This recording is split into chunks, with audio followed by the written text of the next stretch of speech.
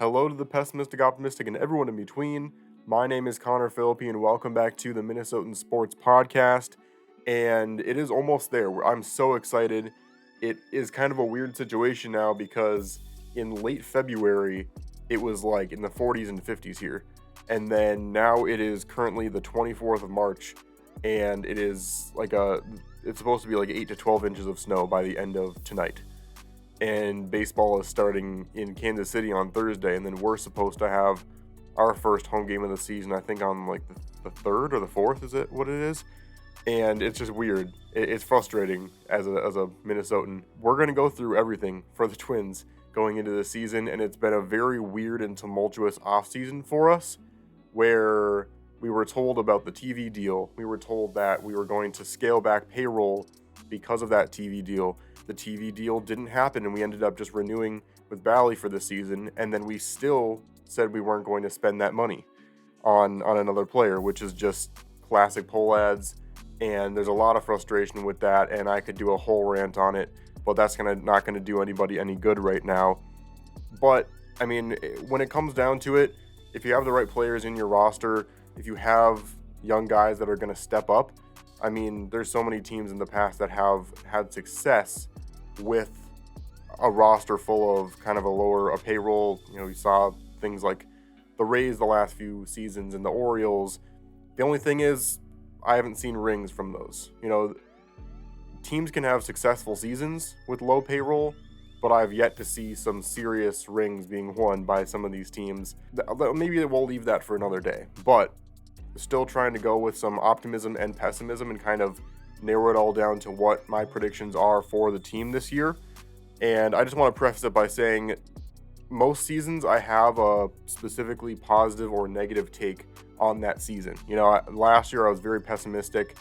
This year it's kind of weird because this is the first year in a while where I'm just straight up like any given day I feel differently about this team.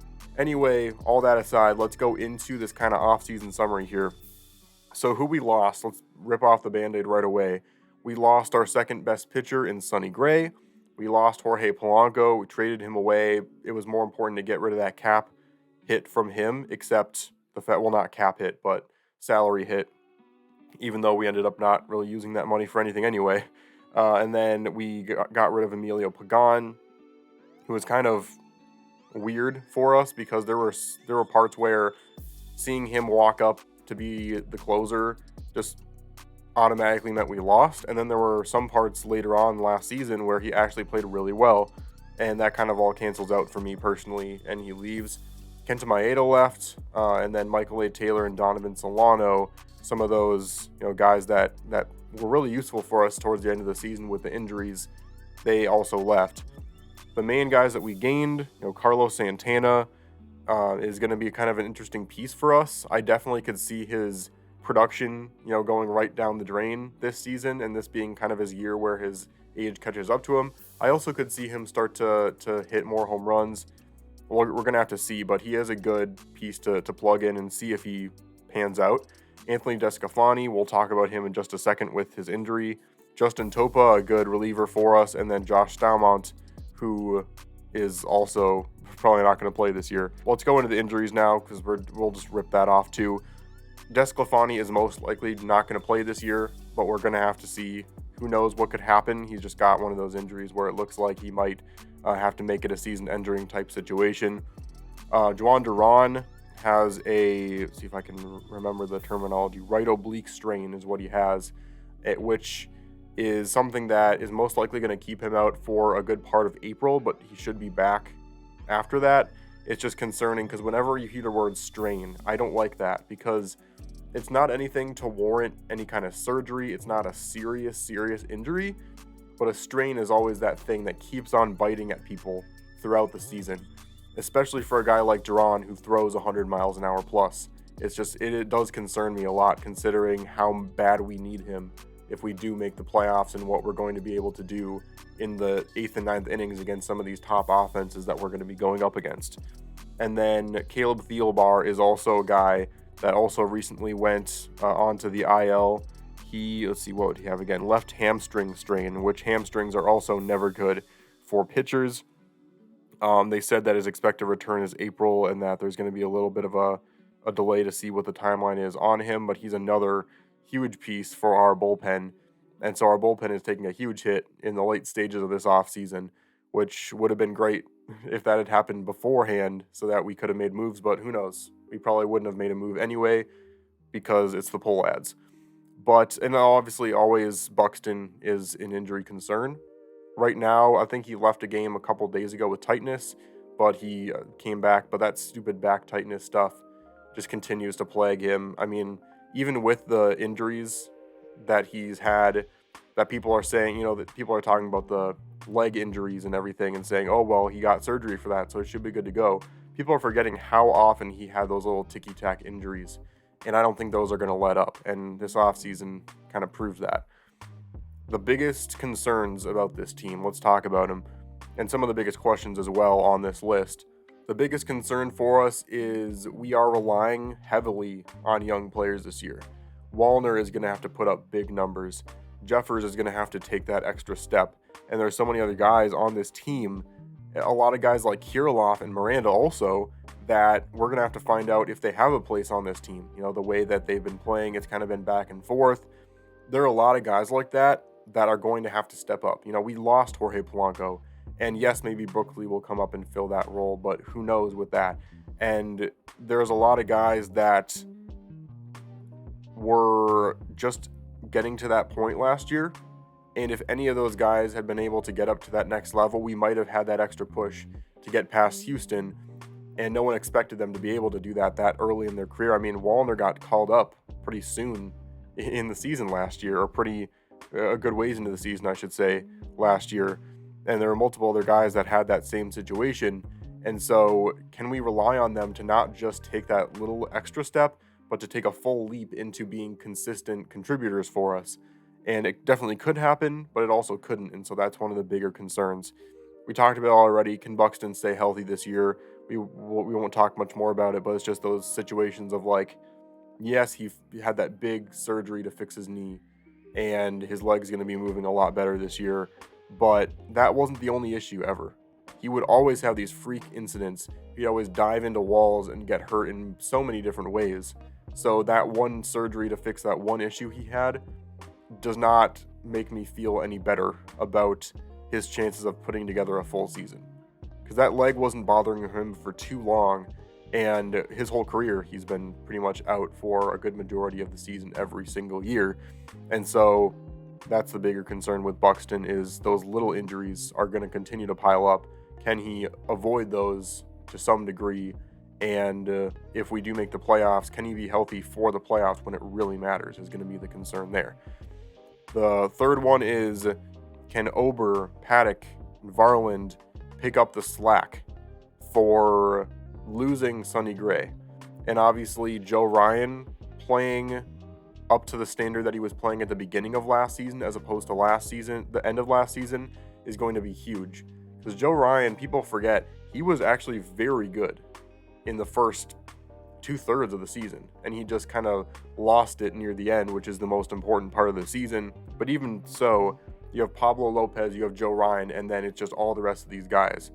Ober has always been that guy that's been good, but just quite hasn't been able to get to that point. He struggled in his only game pitching in the postseason last year. Louis Varland was too young last year for us to expect him to put up some serious numbers. He had that one good relief appearance against the Blue Jays in the postseason as well, and I definitely can see him stepping up, and he's going to have to now that Desclafani is hurt. But it's just one of those things where if he doesn't perform well at all, our depth is going to take a huge hit. And then finally, Chris Paddock. We saw what he could do out of the bullpen last year, but we still haven't seen him put together like a big quality start for us after his big injury as soon as he signed with us, really. I don't see him as a guy that's going to be able to go 6 innings for us.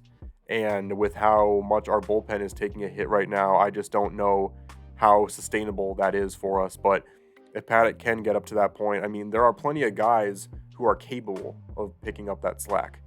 But can someone do that to the degree which will make up for losing Sonny Gray? Absolutely not. And so that brings us to the next point, which is, can the offense make up for those losses in the rotation? And I guess we'll pair the next two bullet points together, because the next one also is, can situational hitting get fixed this season? People are forgetting that the Twins had one of the best OPSs last season, and that was with them having some of the worst situational hitting I've seen in a very long time for a Twins team, and we struggled with that the last couple of years. And that is not necessarily something that just throwing new guys in is necessarily going to fix, because for 2/3 of the season last year, we were not hitting the ball with bases loaded. That was a huge issue for us, and it's one, honestly, if we have the offensive production in general we had last season, this season, and we throw in some really good situational hitting, we could make this offense really good. It's just a matter of, it's hard to fix issues with situational hitting, because it's not necessarily just a skill issue. It's some sort of mental thing, or it's some sort of thing within the team. And if that can be fixed this year, I feel good about this offense. And we're going to have to fix that if we're going to make up for the loss of Sonny Gray. Will the front office make a splash at the trade deadline if it's proven we need more help, is the second to last bullet point here, because this current Twins team is not going to win a single playoff series, in my opinion. I'm not saying that is my prediction at the end of the season. I'm saying if we put this team out there, go through the whole season, make the playoffs, and don't do a single thing to shore up some of these issues at the trade deadline, then I don't see us succeeding. I firmly believe that the Pohlads have to do a few things to get to that point. And I think they will, because I don't think they have too many issues forking over prospects. I think their issue is paying the money. And so I do think they will, but that's the question. How many wins do we have to get before the trade deadline this year to prove to this front office that we are worth investing in, if not money-wise, putting prospects in? And that'll be a big factor as well. And then the last one, I think some of it is not really in our hands, because it's, are there any AL Central teams that can catch us this season? You know, the Tigers are on their way up. The Guardians I'm not too concerned about anymore, and the Royals are not at that point. The White Sox suck. Their management has just gotten worse and worse over the years. And so it really comes down to the Tigers. I am feeling like it's going to go one of two ways. Either the Tigers are going to be just the same team they were last year, that is 4 or 5 games below 500 and doesn't move up to that next point, or they could be right toe-to-toe with us for this division. And it all comes down to those young guys, kind of like us. If those young guys can step up and get to that next level, and if they do, they could be really a dangerous team. Now let's get to the win total prediction here. I personally have the Twins at 89 wins this season, which is 2 more than last season. I do feel, I'll get to the things I'm confident in here in just a second, I do think we'll be the AL Central champions with that win total, but my prediction is we'll lose in Game 4 of the ALDS yet again. I just feel like the front office will make just enough moves to make Twins fans feel like they care a little bit. I think they'll make another, kind of similar to what we did a couple years back when we got Jorge Lopez and stuff, and it's kind of like, yeah, this is pretty good. Like, I'm kind of happy about this. We could have done more, but I guess that's pretty good. I feel like that's another thing the front office is going to do. It's going to pick us up enough to get us past that first round, and I think that we're going to be just in the same space we were last year, because I feel like we needed Jordan Montgomery to get to that next level, honestly. But, you never know what can happen. I'll talk about here the things that I'm confident in. I think that there are high chances in improvement for a variety of things. And I already talked about a few of these, but we got Carlos Correa, who had plantar fasciitis last season.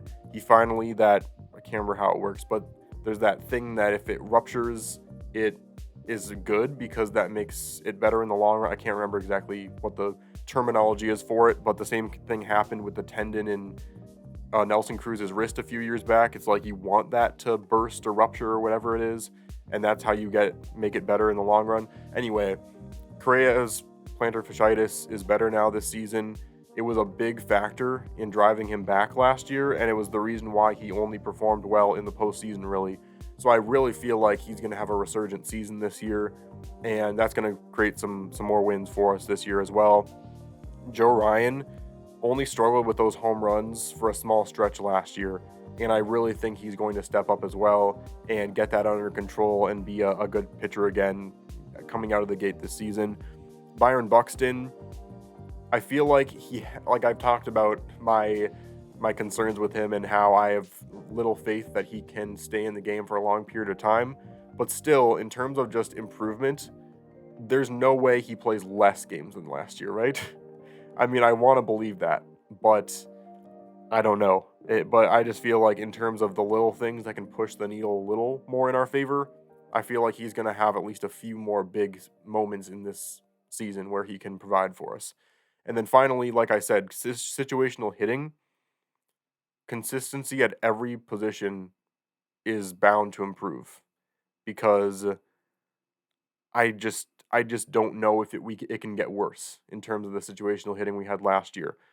We got rising stars like Eddie Julian. His patience at the plate is just insane, and I really feel like he is going to be an X factor for us this season. He was one of the guys that produced in the postseason, and he only came in, was it like mid-season last year that he came in as a rookie out of the minors? I feel like he's going to have a big step-up season and be probably the third or fourth best hitter in this lineup. Royce Lewis, I don't have to explain that one. He's always going to be the X factor for us if he can stay healthy, which is another concern that I didn't talk about. Matt Wallner could become one of our best home run hitters. Honestly, I think that he's another guy that got called up later in the last season than he would have hoped, and he started making an impact right away. Didn't do much in the postseason, but again, you can't really expect that out of a guy that just got called up that season. I think he's going to provide a lot for us that next year as well. Finally, rising stars like Brooks Lee, he's going to provide some depth in the infield, and then Louis Varland shows some serious potential as well. So those rising stars and guys that have already started to cement themselves are going to be a main reason why I am more confident in this season. The things I'm not confident in is the lack of a true number 2 in the rotation, like we talked about. We want Joe Ryan to be this guy again. We'll see if he is, and if we do get the true number 2, the true number 3, 4, and 5 are all up in the air, which is the concern. Situational hitting, yes, it's going to get better this season, but could it still cause some problems? Yes. And it's going to be a big question of when is that going to show up for us? It showed up in the mid-season last year and then got away, and we got that confidence back in time for the playoffs. But if those situational hitting issues start to bite us in the very end of the season, then we're going to be screwed, because that happened to the Blue Jays last year against us. They could not hit with bases loaded and runners in scoring position, and that did them in for the postseason. And some of that is just kind of almost luck, and sometimes it's the way the ball bounces. Players get hot at certain times, and you can't really control it, but that'll be a big question. What will the situational hitting be like all season long? Can we hit that consistency and stay with it all season long? And then finally, I'm not confident in the backup plan if the young players don't step up, because we have too many guys that we're relying on, like Wallner and like Julian, and I feel like if they don't start producing right away, we're in a really bad spot, especially with some of the other issues that we're going to have to be dealing with right out of the gate, like having issues with the bullpen. And yes, those issues will probably be figured out pretty soon with some of these guys coming back from their injuries. I don't want to have a really rough start to our season in April and have to work our way back the entire rest of the season because of those injuries.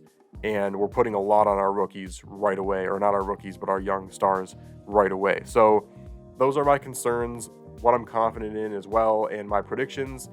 Please let me know in the comments what you think. I think that I've seen people come in with takes that the Twins aren't even going to make the playoffs this year, and I've said those are valid. And then I've seen people who have said the young stars are going to take off and we're going to be an ALCS team next year, and I feel like that's valid too. It's just a weird situation with the Twins this year where anything can happen, and it's going to make it a very entertaining and exciting season to watch. but it also makes it kind of stressful because this Twins team could really bite the dust if things don't work out for us in certain ways. So again, let me know in the comments. Looking forward to opening day on Thursday. Thanks so much for watching this one. Please like and subscribe, and I'll see you on the flip side.